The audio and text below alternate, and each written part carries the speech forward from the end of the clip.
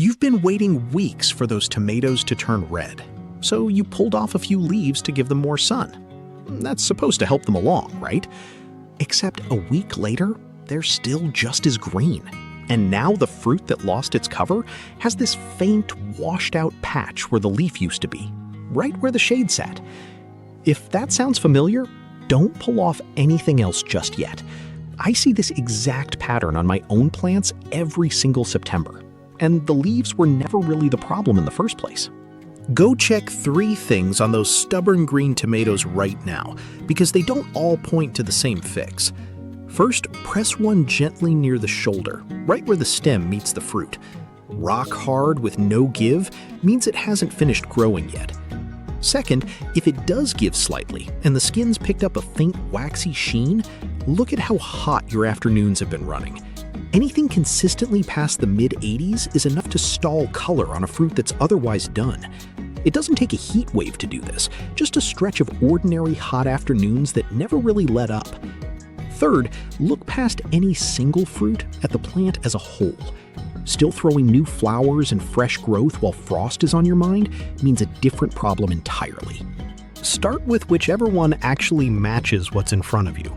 If the fruit still feels rock hard all the way through, with no softening anywhere near the shoulder, that's the one to set aside for now. It genuinely hasn't finished sizing up, and pulling it early just locks it into whatever size and flavor it managed to build before you took it off the vine, smaller and blander than it would have turned out given the time. This is also where it's worth being honest about which green tomatoes are actually worth your effort. A fruit at this immature stage won't ripen properly indoors, no matter how carefully you store it. If frost forces your hand, use that tomato green for a relish or fry it up. Don't babysit it on a windowsill waiting for a color it will never develop. There's nothing to fix here except patience, unless frost is close enough that patience stops being an option, which we'll get to in a minute. If it's the heat holding back a fruit that's already given a little under your thumb, here's what's actually going on inside it. The pigments responsible for turning a tomato red just don't form properly once temperatures climb that high. So the fruit sits there, fully grown and stubbornly green, sometimes for weeks at a stretch, waiting on the weather to ease off. It's worth knowing this isn't a permanent stall.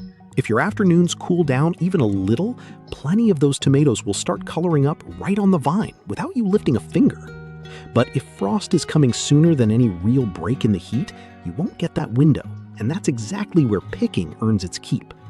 Bring in anything that already passed the press test.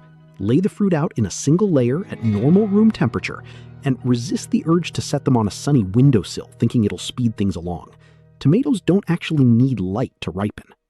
The process runs on a gas the fruit produces on its own once it's ready, and a bright window mostly just adds heat, which can do more harm than good, the same way too much direct sun on the vine is what gave you that pale patch to begin with. Check on the counter every day or two. A few fruit ripening close together will speed each other along through that same gas, but it also means one going soft can bring the others down with it. A quick squeeze and a look at the stem end is usually enough to tell if one's turning on you before it spreads. Pull anything that's turning as soon as you see it, a soft spot near the stem or a wrinkle in the skin, and eat it right away rather than leaving it in the pile. And if you'd rather not pick at all yet, that's a fair call too, as long as frost genuinely isn't close. A short heat spell that breaks in a week costs you nothing but a little more waiting, and fruit that finishes on the vine almost always beats anything brought in early on flavor. If it's the whole plant still pushing new growth that's caught your attention, that's more of a timing problem than a ripening one. If you have an indeterminate plant, the kind that keeps growing taller all season, every fresh flower cluster right now is a bad bet. The calendar just can't cover it anymore. The general window for stepping in is somewhere around 4 to 6 weeks before your average first frost, once you can see there simply isn't enough season left for new blossoms to turn into anything worth harvesting.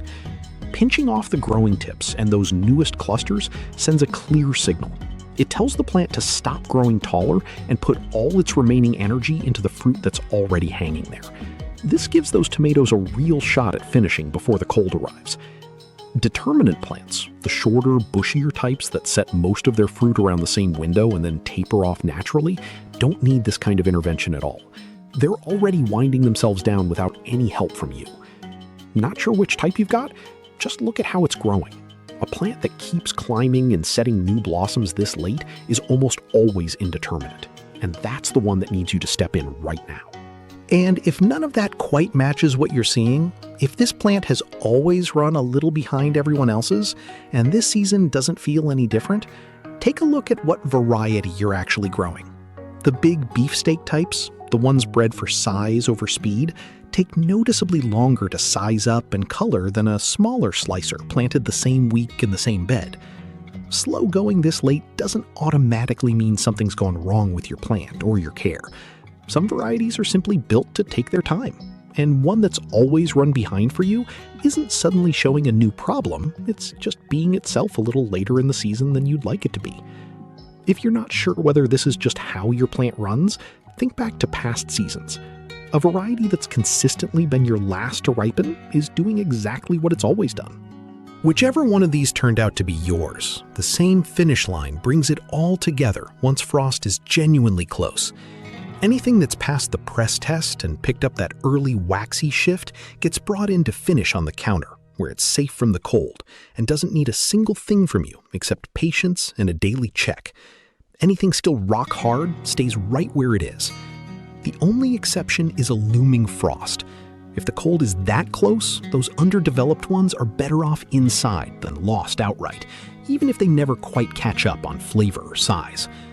And that pale patch from the fruit you exposed earlier, the one that kicked this whole thing off, leave the rest of the leaves alone from here on out. More direct sun isn't going to get you redder tomatoes any faster, and it's the surest way to end up with more of that same washed out skin instead of the harvest you actually went out there for in the first place. Whatever you find when you walk out and check your plants today, you're not starting from nothing anymore. Pull a few of those stubborn green ones down, run through the 3 checks we just went over, and you'll know within about 30 seconds exactly where you stand and what to do about it. Keep an eye on the forecast over the next week or two, since that's really what decides whether you're waiting it out or bringing fruit inside. If it turns out your plant is still throwing new growth this late in the game, that's your sign to go pinch those tips today, not sometime next week when there's even less season left to work with. And if what's hanging on is mostly that rock-hard, immature kind, don't stress about babying every last one indoors. Some of this year's green tomatoes were always going to end up in a pan instead of a salad, and that's a perfectly good way for a tomato to finish its season. Drop a comment with how many green ones you've still got hanging on right now, and which one of these 3 you think you're dealing with. I'd be curious how close everyone's cutting it this season.